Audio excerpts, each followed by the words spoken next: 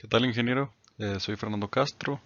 Mi carnet es el 255-4618 y este es mi examen final de econometría.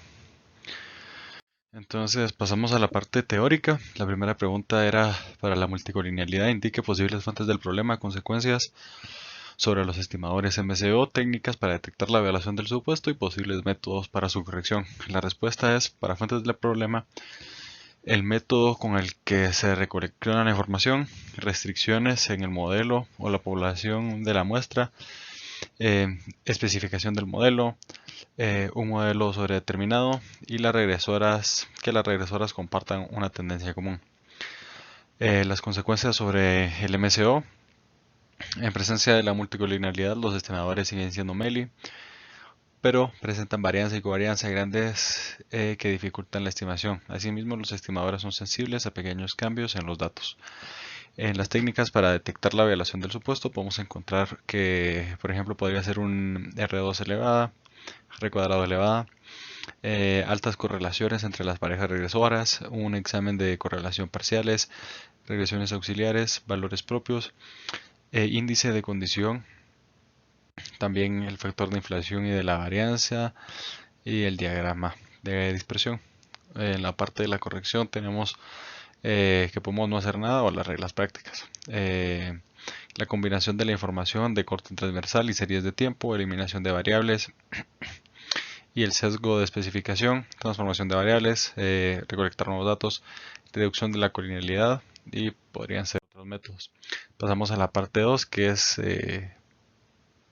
para la heteroscedesticidad. Indique las posibles fuentes, consecuencias sobre los estimadores y técnicas para detectar las violaciones del modelo y la posible corrección. Entonces es prácticamente lo mismo que las pasadas, solo que ahora con heteroscedesticidad. Podemos encontrar en las fuentes factores exclusivos de la regresión, errores de la aplicación del modelo, irregularidad en la distribución de las variables, la transformación errónea de la forma funcional del modelo. Las consecuencias pueden ser si se realiza los procedimientos de pruebas habituales a pesar de la presencia de la heteroscedesticidad. Las conclusiones o inferencias que se obtengan podrían ser erróneas. Las técnicas para detectar la violación del supuesto pueden ser métodos informales, naturaleza del problema, el método gráfico. Métodos formales, podríamos realizar toda la serie de pruebas que corresponden a este problema, la prueba Park, la prueba de Gessler, la correlación de Spearman. Estas ya son un poco las más comunes, la Goldfield-Quandt, la más común, la Bruch-Pagan-Godfrey, y la prueba de White. La corrección, cómo corregimos la heteroscedesticidad, no destruye las propiedades de insesgamiento y consistencia de los estimadores MCO. Sin embargo, se vuelven ineficientes. Existen dos situaciones para aplicar medidas correctivas: cuando se desconoce y cuando no se conoce. Cuando se conoce podríamos encontrar los mínimos cuadrados ponderados, y cuando se conoce, variancias y errores estándar consistentes de heteroscedasticidad de White, supuestos razonables sobre el patrón de homoscedasticidad. Esto sería para la parte 2. Ahora pasamos a la parte 3. Para la autocorrelación, las mismas partes, solo que para la autocorrelación las fuentes del problema es la omisión de variables relevantes, la especificación incorrecta de la forma funcional del modelo.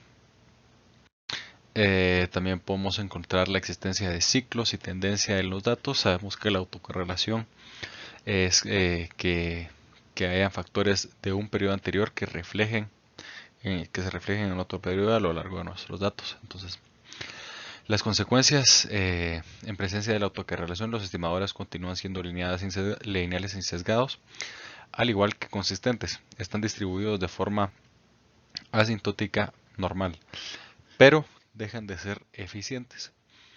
La estimación del MCO, tomando en cuenta la autocorrelación, como se mencionó en beta, beta 2 no es MELI, y aunque se fuera a usar, es probable que los intervalos de confianza derivados de ahí sean más amplios que los basados en el procedimiento. Eh, La estimación por MCO ignorando la autocorrelación, ¿qué podría pasar?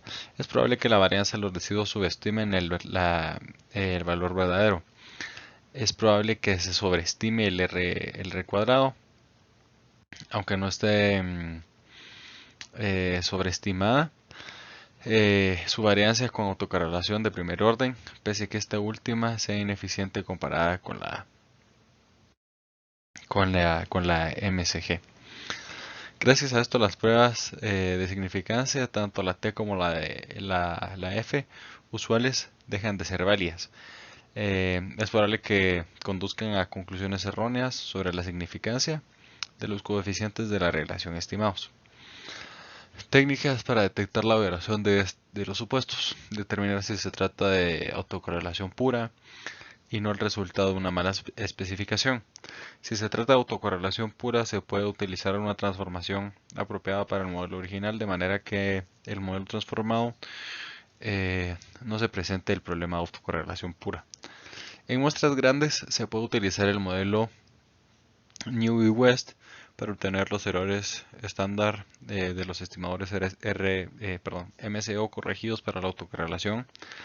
¿Y cómo se puede corregir? Pues en un método gráfico, a la prueba de las rachas. La más conocida creo que es la Durbin-Watson, también la vimos, fue esta, y la de Bruce-Godfrey fue la que más analizamos en clase. Pasando un poco ahora a lo que es la parte de análisis. Eh, entonces pasamos con la primera pregunta del caso, que es: explique en el modelo anterior si captaría, por qué se captaría posiblemente, pero no forzosamente, una relación espuria entre las variables.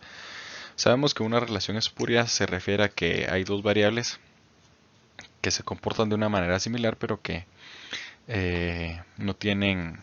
no están relacionadas. Entonces, en este caso podríamos estar hablando de una venta de papas y la temperatura de un metal, que ambas aumentan, como se puede ver en el gráfico. Sin embargo, estas dos variables no tienen ninguna relación. Entonces podríamos estar hablando de una relación espuria en el caso de que estemos trabajando con variables que tengan el mismo comportamiento pero que no estén relacionadas, pero no sería forzosamente espuria, porque si las variables están relacionadas, pues ya no sería espuria.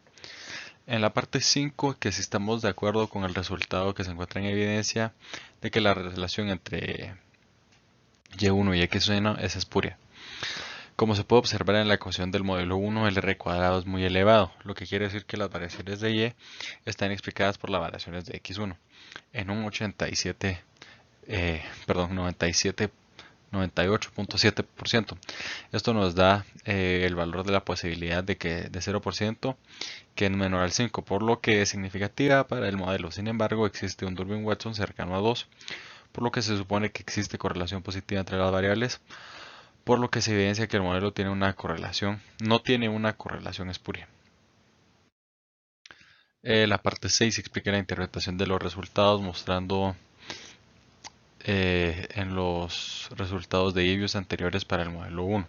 Entonces, para este modelo se presentan distintos valores, en donde como primero está el valor de que para x1 va a ser 0, y como es menor que 0.05, o sea es menor a la significancia para el modelo, entonces tenemos que R2 demuestra que x1 explica la variable dependiente, o sea que y1 en un 98%, y el coeficiente representa que cuando x1 aumenta en 1%, aporta un 30%, lo que significa que y tiene lo que significa y1.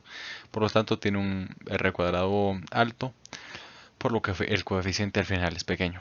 ¿Qué son residuos estandarizados? Pues el residuo estandarizado es igual al valor de un residuo dividido entre la estimación de su desviación estándar. Este residuo estandarizado puede ayudar a detectar valores atípicos. La estandarización de los residuos es útil porque los residuales sin procesar podrían no ser identificados de forma aceptable. Los valores atípicos, cuando tienen variancia, la variancia no constante. Si los residuos con valores X más distantes tienen mayor varianza que los residuos de valores X más cercanos, entonces son valores atípicos y son más difíciles de detectar. La estandarización controla esta varianza no constante y todos los residuos estandarizados tienen la misma desviación estándar. Indicar si encontramos indicios de autocorrelación en el gráfico anterior. Cuando observamos la gráfica podemos afirmar que la correlación es positiva debido al comportamiento de los residuos o perturbaciones, ya que la concentración de datos se encuentra en los cuadrantes 1 y 3. La pregunta 9, si encuentra evidencia de autocorrelación, explique si este resultado invalida algún resultado del modelo 1.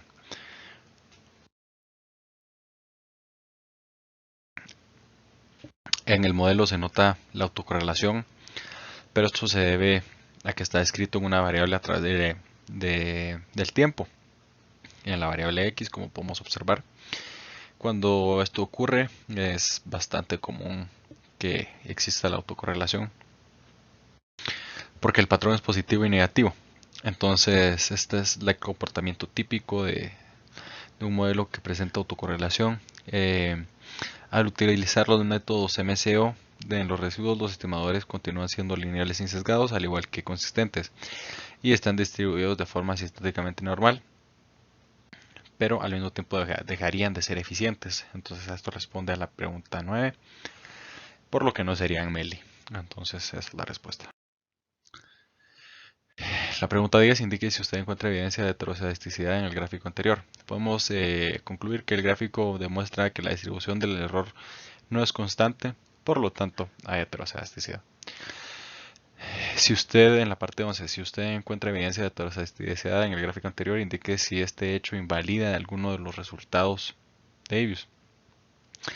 Esto no invalida los resultados del modelo 1, sin embargo, a pesar de que el cuadrado de los residuos no se comporta de manera sistemática en el tiempo, debe corroborarse con alguna de la detección del problema, ya sea la prueba de White, Bruce Pagan-Gottfried, como ya habíamos visto, entre otras. Si es MCO, puede determinar que los estimadores sean los MELI. Por lo que se tiene que resolver la heterozadisticidad para tener un modelo con mejor estimación. La parte 12 nos pregunta, explique a qué se refiere esta prueba y la interpretación de los resultados. Podemos ver que la prueba de Kharkevera de normalidad es una prueba asintótica o de grandes muestras. También está basada en los residuos.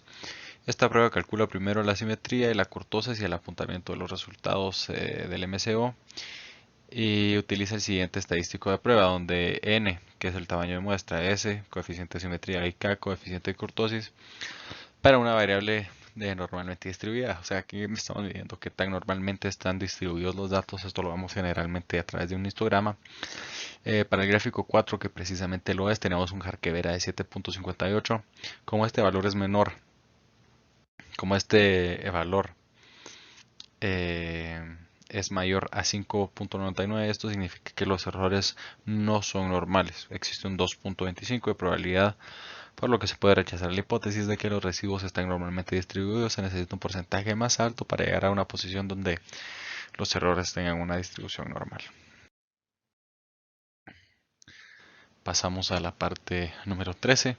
Si usted concluye que los residuos no están distribuidos de forma normal, explique si existe algún problema con la forma en la que se plantea el modelo número 1. Se afirma que los estimadores MCO siguen siendo MELI y la clase de estimadores lineales muestran una varianza mínima.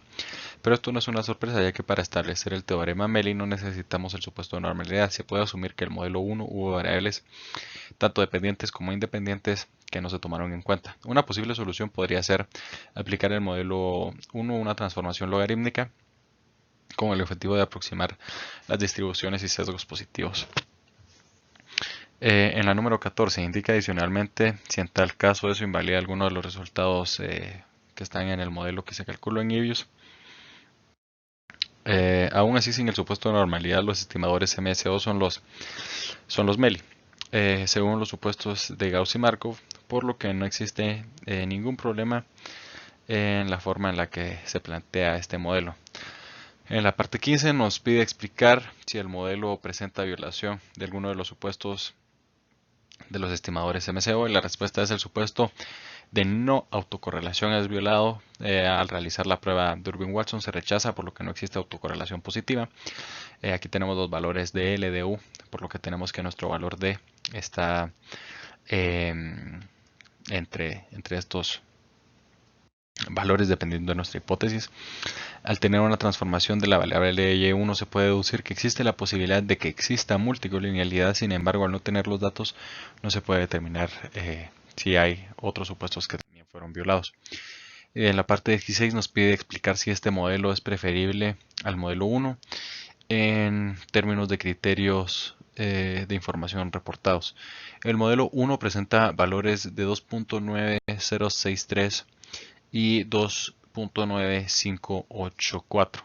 Por otra parte, el modelo 2 presenta valores de 2.9039 y 2.9825. Al observar que el valor de Schwartz es inferior en el modelo 1, es mejor en comparación al modelo 2. Es mejor el 1. Explique qué son los valores de inflación de varianza, centrados y no centrados. Curiosamente, estos